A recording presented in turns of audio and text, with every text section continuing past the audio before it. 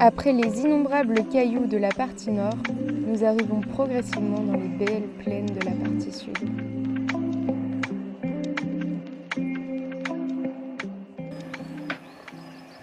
Réveil du 5e matin, on a bivouaqué ici, au bord d'une cascade. On est à côté du refuge Triju, j'arrive pas à dire le nom. On est à 6h30 de marche aujourd'hui.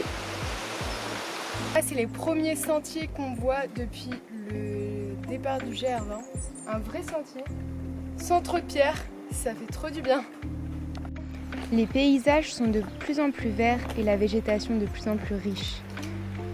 Bon, même si c'est plus simple, il y a toujours des parties d'escalade en Corse.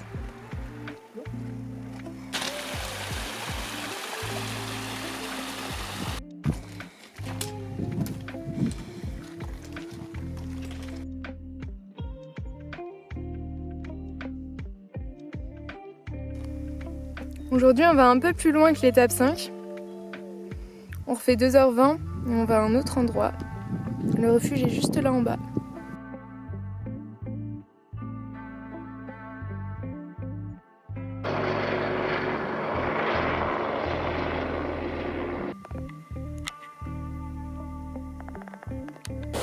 On est complètement dans un autre paysage. C'est magnifique. Et là, on s'est trouvé le petit spot pour se tremper les pieds.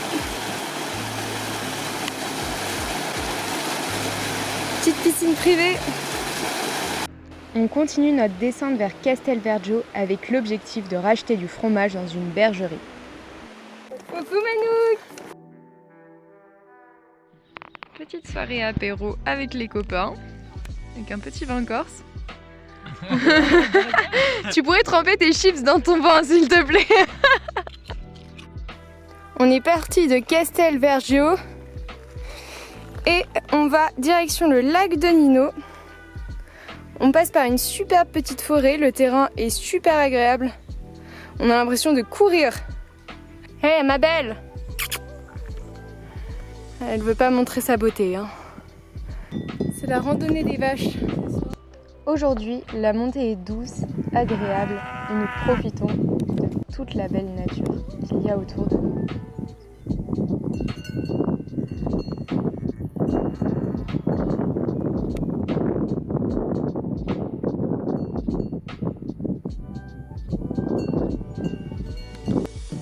Je crois que cet arbre a pris un petit coup de vent.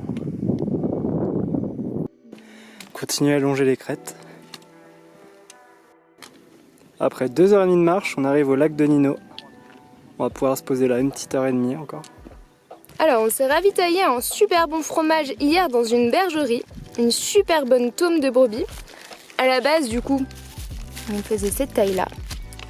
Mais en trek, le fromage c'est hyper important. On a dû le couper en deux et chacun gère sa moitié de fromage. Donc si tu veux manger ton fromage en une journée, tu n'en auras plus pendant 3 jours.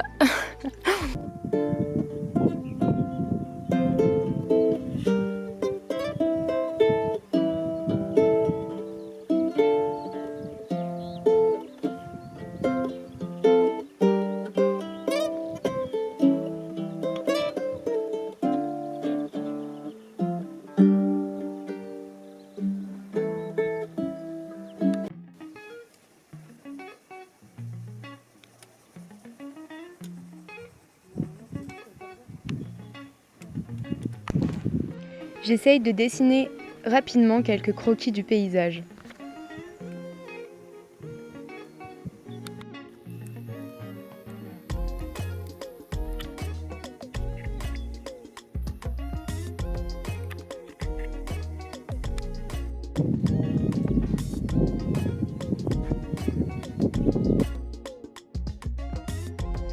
Au lac de Nino, c'est bien connu que les chevaux se promènent en liberté.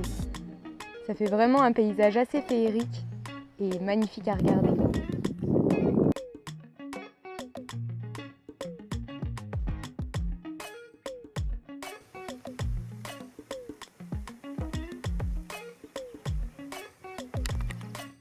Arrivé au refuge de Magnus, je ne sais plus le nom. On a un petit spot qui est juste au bord de la rivière. Plein de petites piscines. On aperçoit Axel là-bas. Voilà notre petite piscine privée.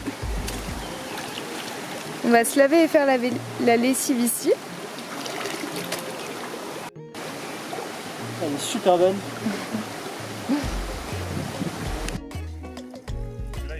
Début du jour 7. Nous passons par des petites vallées de Pausine, typiques en Corse, c'est l'herbe verte et humide que vous voyez sur la vidéo.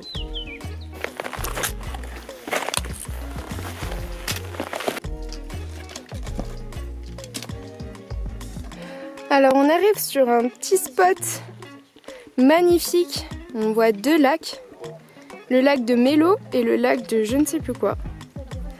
On est à 2240 d'altitude, c'est vraiment magnifique. Toujours quelques passages un peu acrobatiques sur les crêtes.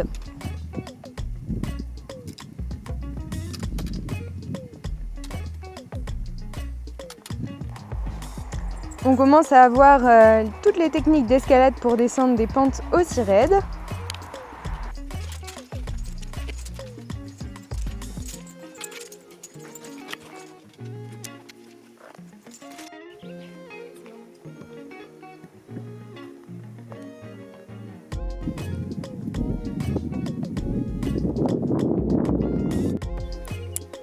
Refuge de Petra Piana. On a un super spot de bivouac pour ce soir. Demain, petite étape, on fait une grasse mat et on va se baigner dans les piscines naturelles de la forêt, juste en contrebas là-bas. Laure vient de me dire qu'elle a passé une mauvaise nuit, je pense que j'ai trouvé le coupable. Avec un matelas à plat, tu m'étonnes aussi. Voilà, ça devrait être un petit peu mieux comme ça.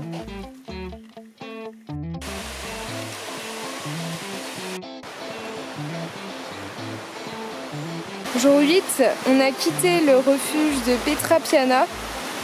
D'ailleurs, refuge très sympa avec une très belle vue. Et là, on redescend par la forêt vers Honda. Et on longe la rivière et il y a plein de petites piscines naturelles avec une eau bleue turquoise.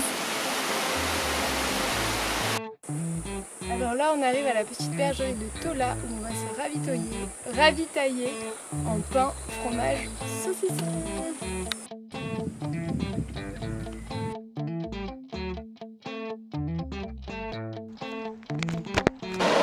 Après plusieurs jours de marche, la baignade dans la rivière est vraiment fantastique et on en profite bien.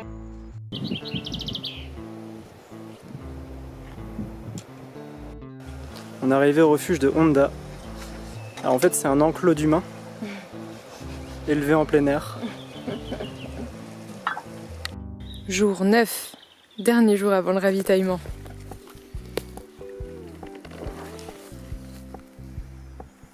Oh, je suis à 16 kilos. C'est super léger. Et le mien? Toi t'es à 13,2. 13,2. Parfait. Nous nous dirigeons vers Visavona, dernier jour sur la partie nord.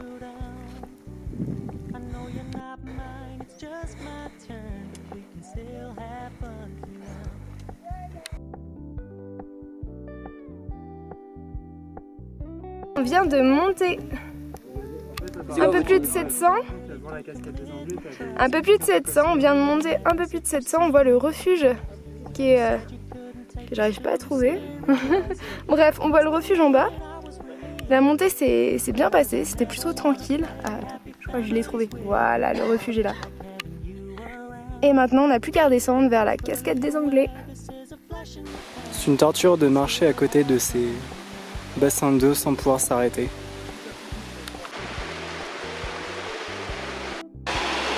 Là, c'était notre petit spot de baignade pour cet après-midi. Jour 9, on descend tranquillement vers Visavona. Et on longe la rivière avec que des petits spots comme ça. C'est la joie, on vient de se ravitailler avec toute notre nourriture des 6 prochains jours. On est actuellement en train de fêter la fin du GR20 partie nord. On est heureux de retrouver des fruits et des légumes, des vrais. Et du fromage, toujours. Et du vin. Un bon vin de chez nous, ça.